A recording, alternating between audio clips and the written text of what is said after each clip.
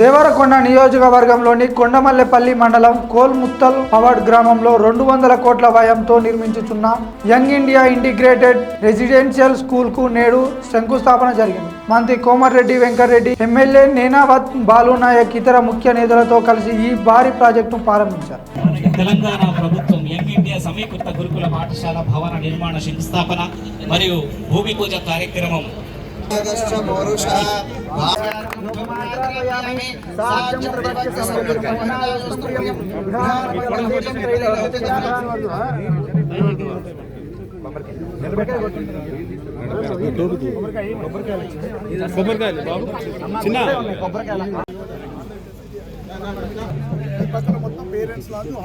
ఆ శిలాఫలక ఆవిష్కరణలో పాల్గొంటున్నారు.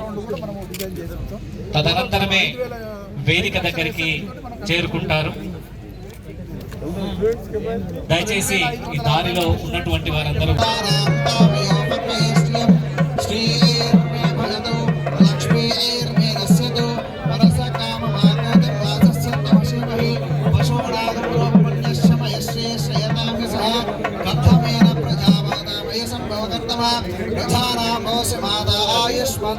ఒక నిమిషం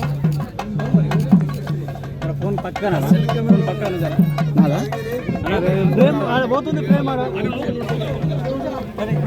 అభివృద్ధి కంటే విద్యా అభివృద్ధి చాలా గొప్పది.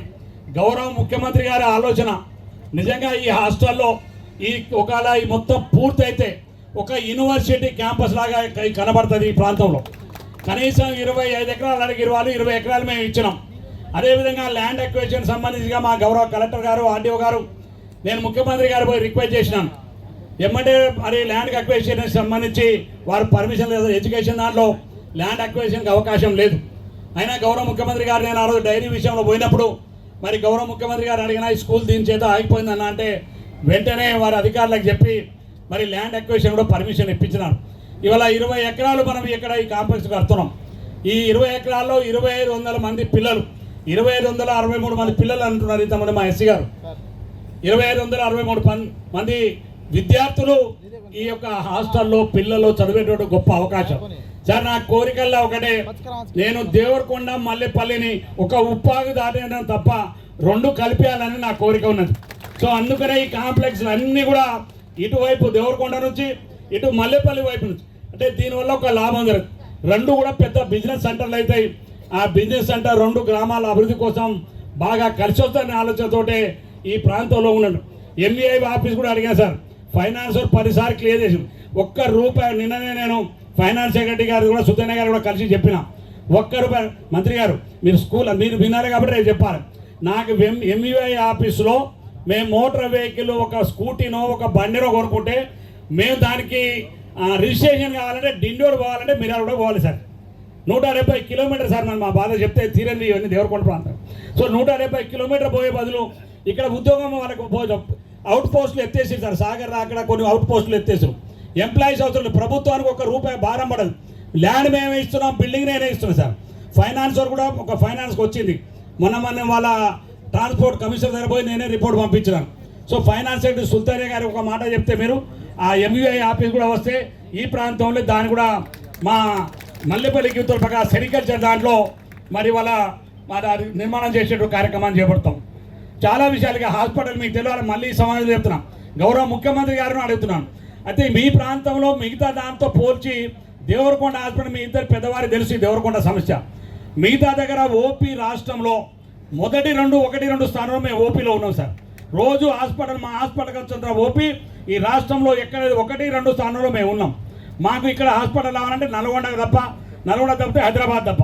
ఏమైనా 1 సంవత్సరం లోపే పూర్తి చేసే విధంగా మీరు కానీ ఎమ్మెల్యే గారు కానీ మన చైర్మన్ గారైనా ఇప్పుడు కలెక్టర్ గారికి చెప్పినా మీరు ఎప్పుడు ఎస్సీ గారితో కాంట్రాక్టర్తో మన సంబంధం లేదు, సంబంధిత అధికారులతోని లోకల్ ఎమ్మెల్యే గారికి నాకు ఎప్పటికప్పుడు డెవలప్మెంటు వారానికి ఒకసారి వీడియోస్ కూడా అప్లోడ్ చేసి 15 నెలల లోపే దీన్ని మళ్ళా ఇనాగ్రేషన్ చేసుకుంటాం.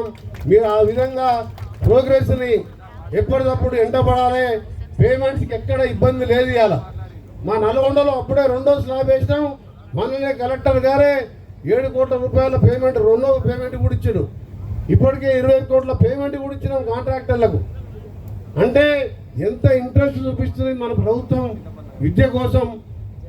దాంతోపాటు ఇటీవలనే పబ్లిక్ స్కూల్స్, ఎందుకంటే ఊర్లలో చూస్తున్నాం, మనం ఏదైనా ఊరికి పోతే ఓ సందులోకి చిన్న బస్సు వెళ్తుంది, డొక్కు బస్సు, అందులో 4 పిల్లలు ఎక్కించుకొని ఇట్లా తిరుగుకుంటా జమ చేసుకుంటా ఈ విధానం పోవాలని చెప్పి గవర్నమెంట్ పబ్లిక్ స్కూల్స్ అంటే ఒక ఆలోచన చేసి కాన్సెన్స్కి ఒకటి తీసుకున్నాం మొదటిగా. దాన్ని ఇక్కడ కూడా నిర్ణయించడం జరిగింది, అంతటా కూడా నిర్ణయించడం. అది స్టార్ట్ చేసుకొని ఒక స్టెప్ బై స్టెప్ ఒక్కసారి మొత్తం కూడా 2 సంవత్సరాలనే బ్రహ్మాండంగా మారలేము మనం. గతంలో బ్రహ్మాండంగా ఉన్నాం, కానీ బ్రహ్మాండంగా చేయాలంటే దేనికైనా సమయం పడుతుంది. ఒక ఆలోచన, ఒక ప్రేమ ఉండాలి.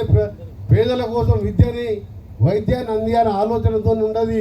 ముఖ్యంగా దేవరకొండకు చాలా అనుబంధం నాకు అని గుత్తా సుఖేందర్ రెడ్డి గారు అని మీకు బాలనాయక్ అంటే దేవరకొండ అంటేనే ప్రాణం ఆయనకు. రాజకీయ నాయకు ఉన్నప్పటికెళ్ళి, అంతకుముందు ఆయన జడ్పీటీసీ ఉన్నప్పటికెళ్ళి, జడ్పీటీసీ కాకముందుకెళ్ళి ఆయన దేవరకొండ మీద బాగా ఎట్లనే చేసి నా ప్రాంతాన్ని తప్పకుండా 324 కోట్లతోని ఇప్పుడు 3 గంటలకే సెక్రటరియట్లో మీటింగ్ ఉన్నది. హ్యాంగ్ మోడల్ అంటే లోన్ ద్వారా తీసుకొని రాష్ట్ర ఆర్థిక పరిస్థితి చూసాం.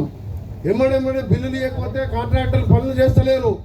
అందుకనే 13,000 కోట్లతో ఒకటేసారి టెండర్లు పిలిచి ఈ వారంలో వాళ్ళకి అగ్రిమెంట్ చేసి మే 1st వీక్లో దాన్ని పనులు ప్రారంభిస్తున్నాం.